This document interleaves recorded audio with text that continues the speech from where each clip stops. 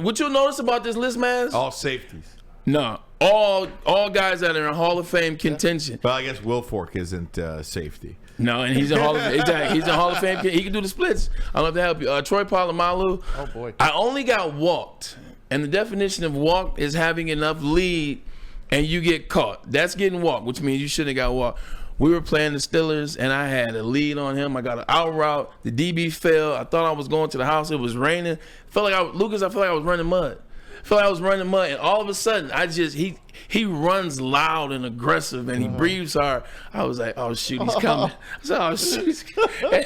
That's good. I start trying to zigzag. I'm hearing it. I zigged right into him. I zigged, he tackled me. But anyway, had 133 yards. But Troy Polamalu was a nightmare, man. He just was. They allowed him to do so much. Like, it wasn't like, trust me, he got cooked a lot because he took a lot of chances. But his defense was so good. Joey Porter was out there, Larry Foote, Lamar Woodley. I mean, the list goes on. They allowed him to take those chances. That's how you see those great plays, like him jumping over the Chargers' offensive line and sacking Phillip Rivers on the goal line. Next player, who we got? Ndamukong Suh, man. I played against him 4 times. Ndamukong Suh was just one of those guys. Like, he's just like, you see that look, right? That's him. Like in Ndamukong Suh, you guys loved him. You played for the Lions. You got to cheer for him. But being on that other side of Ndamukong Suh, like, you know you got tackled by Ndamukong Suh. Like, he stepped on my ankle one time. Oh, yeah. Like it was one of those things where he stepped on it. I'm like, I'm going to have to shoot this dude. Like, I was like, you can't fight him. So Ndamukong Suh is one of them scary players. He's still scary. He's still scary, and he's not even on the team. Number 5.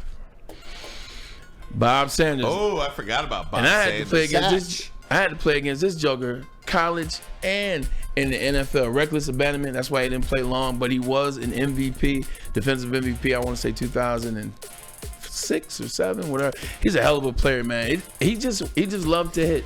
He could have an interception for 6 or hit you. He would hit you. Yeah. He did not care about the ball. He did not care about interceptions. He didn't care about none of that. I see you. I'm going to split your number. That's what he told me one time. He's going to split my number. Number 4. Speaking of Joey Porter. Yeah. Them Steelers. I played in that division. Cleveland Browns, Pittsburgh Steelers, Cincinnati Bengals, Baltimore Ravens. Joey Porter was just nuts. Like, Joey Porter didn't necessarily make that many plays on the field, but he beat up our running back in pregame warm-up one year. What? Yes. What's that story? Willie Green was running back out of Boston College, gets to the Cleveland Browns. They get into it in warm-ups, and he beat the hell.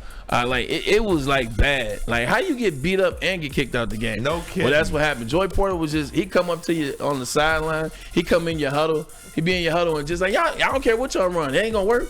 We be like, bro, like, this is like a violation. Like, ain't you supposed to be on the other side? Like, so Joey Porter was just a menace, and the NFL let him be a menace. Unbelievable. Number 3.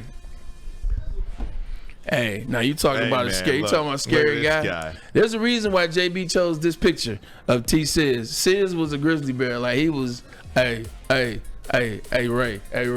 They think they getting the first down. I think I know who number 1 is now. Yeah, like literally, like Sizz was that guy. He was scary. Like I watched him take. I've only seen Joe Thomas get manhandled one time in my career. He picked Joe Thomas up, dumped him on his head, and then looked at him. I was like, "Yep, I'm glad I'm on the outside." Number 2. That 2000 team was something. And they're all on the same team. Look at Ray Lewis, Terrell Suggs, Haloti Nada. I didn't even put him on here. Chris McAllister, Samari Rose, shout out to Michigan State. Ray Lewis, hardest hit I've ever taken was Ray Lewis. This was 1. That's what I thought too. Nah, he's not 1. One is going to make more sense than this. Ray Lewis is one of the greatest linebackers of all time. What I put on 1, it's not my position. That's for you guys to decide. Joker can hit. And it's the tone he set, and it's the way he talked. Like I told you how he talks, like he's very church, like he's very preacher-like a pastor. He was like, hey, number 17, tell him don't throw you away. I know that slant coming. I was like, shit. I was like, yeah, AD, he said he know the slant coming. You better find a way to work it. I converted to a go route and got in trouble, but I knew I was going to get laid out. Ray Lewis hit me one time, and it messed my alignment of my body for the rest of the 8 weeks in the season. I got readjusted by my chiropractor, but my body was off alignment. By the way, this is your greatest top 10 ever. No, it was like, because I got stories behind it. I love this. Ray Lewis one time, like the very first time I played them, I'm listening to Ray in the huddle talk to his defense as we're like 5-10 feet away, and we're looking like we're supposed to be running the play, but we're staring at. He was like, "They don't want it like we do. Today is a good day. It's a sermon day, and I'm gonna get." He looked at us and then looked back and said, "I'm gonna give y'all a sermon. That wide receiver that they got over there, he's all flash." He was talking about me. I was like, "Is that he talking about me?" I do. He just, I'm okay. He went off on a spill and they beat the hell out of us. But Ray, his motivation, and then after that, he'd be in the tunnel talking to my mom. He said, "How you doing, Miss Edwards? Man, I love your son, man. He's such a good guy." I'm like, "You wasn't saying that 2 hours ago."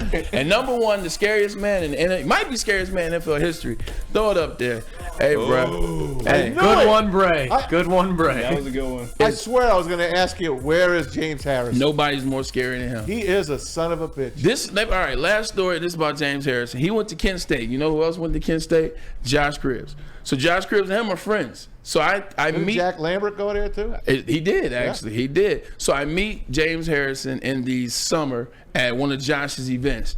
Didn't say much, but he was cool. He talked just a little bit, had some conversation, still had that look on his face as he was enjoying the drink. I was like, "Is the drink bad or you mad?" I can't tell. But he spoke to me, had combo. He talked about Michigan. I was like, all right. Because you get cool with players, they stop taking shots at you. You start to protect. Like, I'm going to tackle you. If I got to, I'll hit you, but I got your back. And same for us. If I've got him coming on crack back, if it's my boy, I'm not going to crack back. I'll just get in your way. So I thought we were building that chemistry. Fast forward to when we played them in the game, I ran a one-step slant because the corner went. Corner goes, one-step slant. You go in there. It's a blitz beater. He stepped back. He set me up.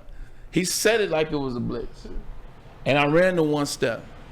And then he beeline right for me. By the time he turned, he put his helmet right in my chest. And like the 7 and the 1 wrapped around his helmet.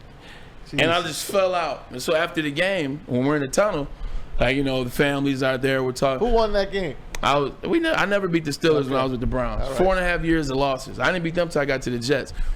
He said, "Hey, man. I'm glad you held on to the ball." I was like, "Well, why you hit me? I thought we were boys." "Oh, man, that's off season." He said, "Man, this is season. I don't like nobody." But James was scary, man. Like, literally, he's the only player, including Ray Lewis, including any linebacker you name, safety you name. He's the only player that when a play was called, I would look to see where he was. Like, even with Ray, plays called, so what? I'll figure it out. When you call a play and I knew James was around, I'd be like, I listen to Derek. I'm like, all right, I got you. I'll run it and get smacked. But James Harrison was by far. He's still scary. Like, he's in the gym working out like the apocalypse is coming. He like cars. Exactly. Did anybody in college put that fear in you like that? Like, did you ever play anybody, at USC or Texas that you were like, I gotta locate this guy.